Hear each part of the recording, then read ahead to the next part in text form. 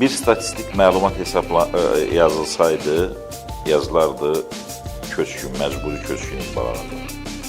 Qarabağda torpaqları işğal olunmuş İqbalarada.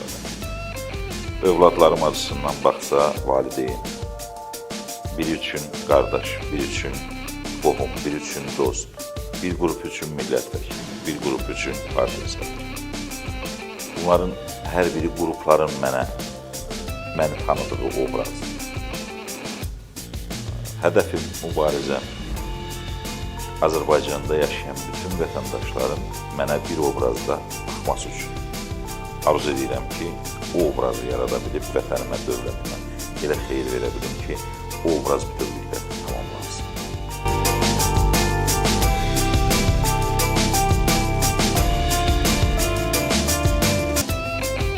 Sevgi, çox sevirəm söz.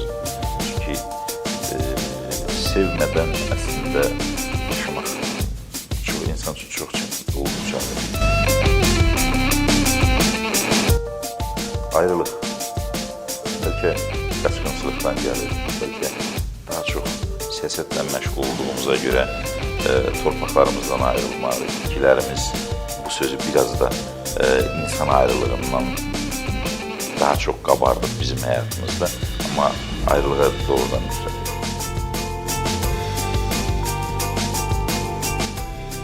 Hər şey həyəcanlandıra bilər. Ən adi kinoda bir epizod da həyəcanlandıra bilər. Amma hamının həyəcanlandırdığı şey də bəzən həyəcanlandırmaz. O, mənim hadisəyə münasibətimdən asılır. Yaşamaq, o hissləri, o hadisəni yaşayıb qurtarmaq fərqi yoxdur. O yaxşı hissli, pis hissli. Adam xəstələnər, ağır xəstələnər, dəhşətli dərəcədə həyəcanlanır, amma ölər, amma həyəcan bitər. Yəni artıq proses.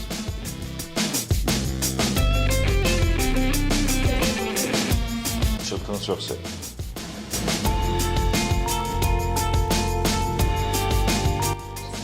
Qışqırmaq heç yaxşı gəlmir qulağıma. Bəlkə biraz özümün də səsimin yuxarıdır, tembri ola bilsin, amma hər halda qışqırmaq yaxşıdır. Mən sevdiyim peşəyimdən çıxmaq. Siyasəti sevirəm. Düşünmürəm ki, istedadım var və yaxud hansısa olsa daha yaxşı olar, amma heç şair və aktyor olmaq istəməzdim.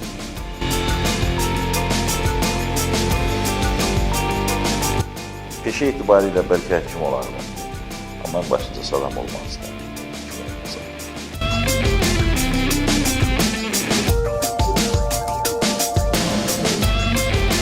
Şurada ən böyük arzum həyatımda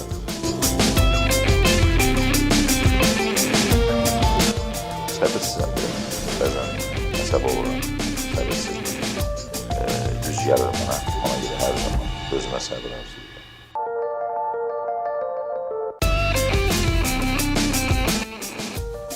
Təəssüf ki, qəhrəmanım yoxdur.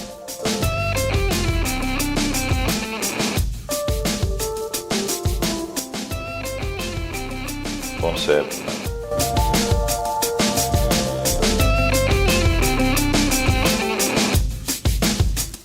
Gözəl.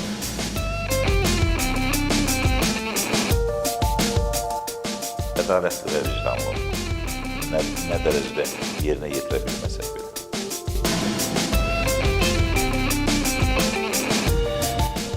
Mən hesab edirəm ki, insanın pis cəhətini bəyənə bilməyin özü biraz yaxşı şeydir. Ona görə heç bir pis xüsusiyyətini bəyənmirəm. Bir zəifim var. Xoşbəxtlikdən var. Uşaq.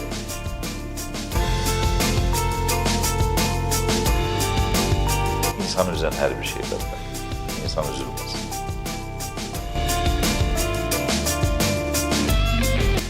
Adam kimi.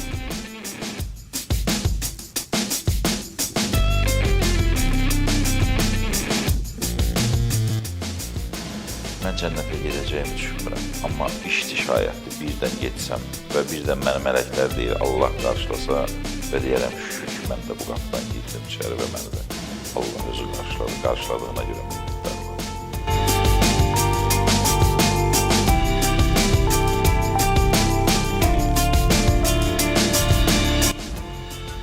inanıram Elçin bəy.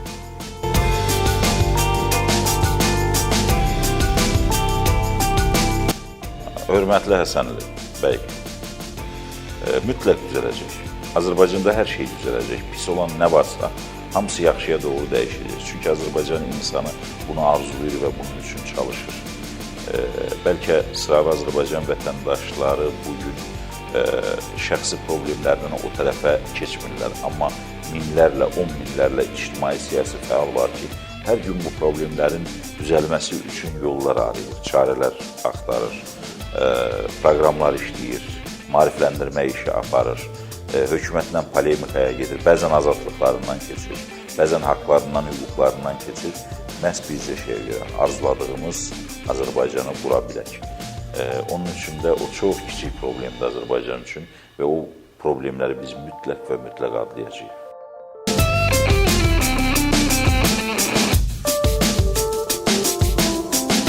Xaricdə oxuyan tələbələrə yardım kateqoriyası Təhsil Nazirliyi tərəfindən ayrılıb.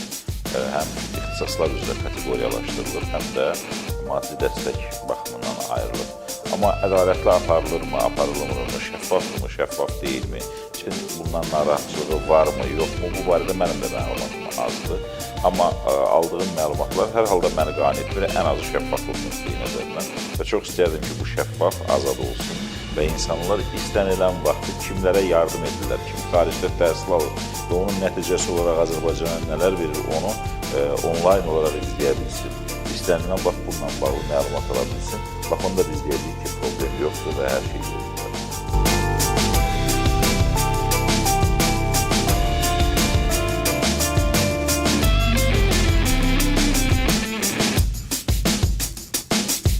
İsmail bəy, bu Qarabağ döyüşləri zamanı olub. Bu Əbülfəz Elçi bəy rəhmətliyin prezident olarkən Bakı Dövlət Universitetinin tələbələri ilə görüşü zamanı olub və o görüşdə belə bir fraqment olub. Və mən doğrudan da strateji olaraq nəyin uğrunda mübarizə apardığımızı əvvəlcədən aydınlaşdıra bilən bir hökumətin, bir iqtidarın olmasını istəmişəm hər zaman.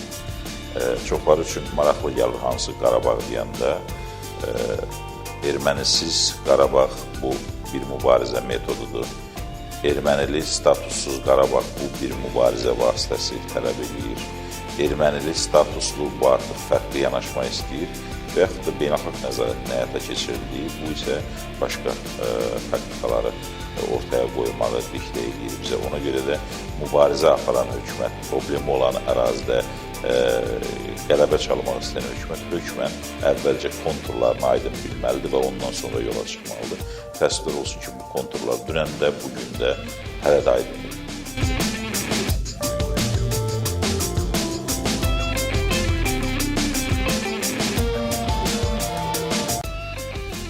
Nizami bəyə təşəkkür edirəm. Mən dəfələrlə müsahibələrimdə demişəm. Nizami bəy, mən müxalifət olmaq uğrunda heç döyüşmürəm. Mən haqq söz demək uğrunda çalışdım. Bütün dönəmlərdə haqqın yanında olmağa çalışdım. Dediklərim haqq deyilsə, bu sizi narahat etsin. Mənim müxalifət və yaxud da qeyri-müxalifət, sizin təbirinizcə radikal və yaxud da konstruktiv, hansı bölgəyə çalışırsınızsa salın, bu sizin problemdir. Mənim elə bir problemim yoxdur.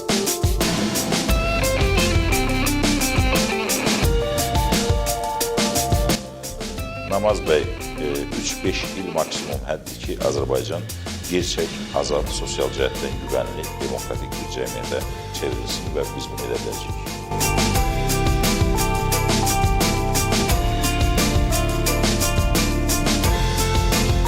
İradə xanım, mən hesab edirəm ki, nə siyasətdə, nə yaşamında, nə ədalətsiz olmadım, nə vicdansız olmadım. Bunu deyə bilərəm. Amma onun hansını mental dəyərdən imtina və yaxud da mental dəyərə uyğun hesab edirlər, bunu da artıq oxucularım və yaxud da seçicilərim və yaxud da dinləyicilərim, tamaşaçılar seçə bilir.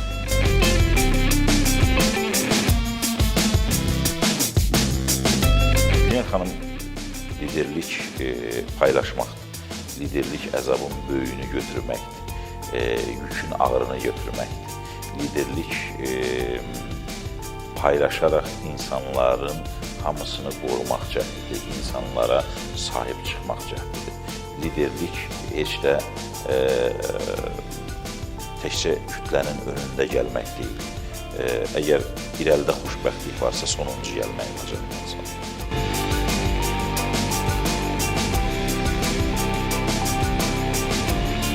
Övladlarım kiçikdir, Rəbiqə xanım. Hələ siyasətə mövqe ifadə edə biləcək və yaxud da siyasətin geniş mənada nə ola biləcəyini bəlkə anlamaq gücündə deyil.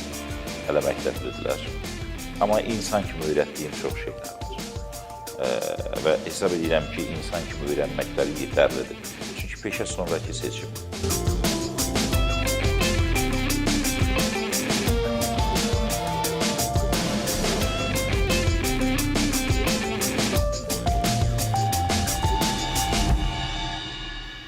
Məhəmməd bəy, düşünürəm ki, iqtidar etdiklərini sadəcə ictimaiyyətə obyektiv olduğu qənaətini yaratmaq üçün bunu istifadə edilir. Çünki erməni lobbisi anlayışı istər-istəməz sıravi Azərbaycan vətəndaşında bir qıcıq və yaxud da onun müqabilində nə etsən belə haqlı görsənmək kimi bir böyük bir fon yaradır. Hakimiyyət ona görə ondan yararlanmağa çalışır. Təbii Azərbaycana qarşı edilənlərin içərisində erməni lobbisinin və yaxud da erməni yançılarının etdikləri də var. Amma bütün bunların heç də hamısı erməni lobbislərin və yaxud da erməni yançılarının etdikləri deyil. Yenə deyirəm, hakimiyyət biraz özünə haqq qazandırmağın daha asan yolunu, təbliğatın daha asan, ucuz yolunu seçir sadəcə.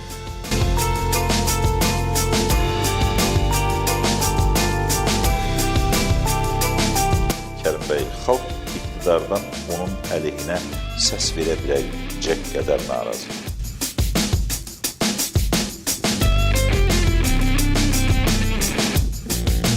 Namaz bəy, bizi çox tez-tez iqtidar mənsubları ittiham edir ki, siz heç də yaxşıları görmürsünüz, siz yaxşıları qeyd etmirsiniz.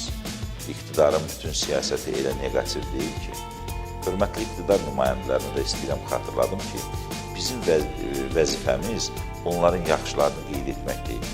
Bizim vəzifəmiz onların pislərini qeyd edərək o pislərin üzərində hakimiyyətə gəlmək. Bizi də doğru dürüst tanıyır. Və mənim pəncərəmdən baxanda iqtidarın yaxşı şey yoxdur. Çünki mən onun yerinə gəlmək istəyirəm.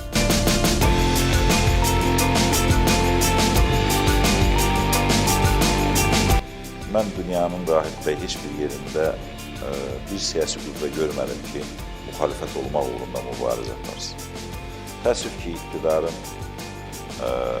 gerçək müxalifət, yalancı müxalifət, psevdo müxalifət, satılmış, satılmamış, radikal, milli, qeyri-milli və s. kimi bölgülər yeritməsi nəticəsində Azərbaycan müxalifəti öz arasında mübarizəyə başlayır. Kim daha yaxşıdır? Mən ən pis müxalifətçiyəm, amma ən yaxşı iqtidar olmaq istəyirəm.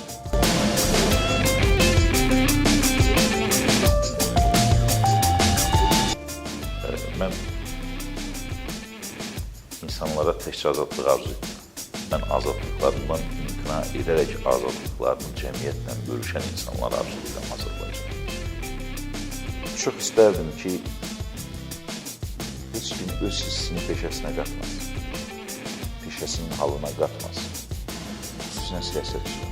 Hər birinizə qucaq açaraq, hər birinizə sevgi ilə müraciət edərək deyirəm, sevməkdən qorxun.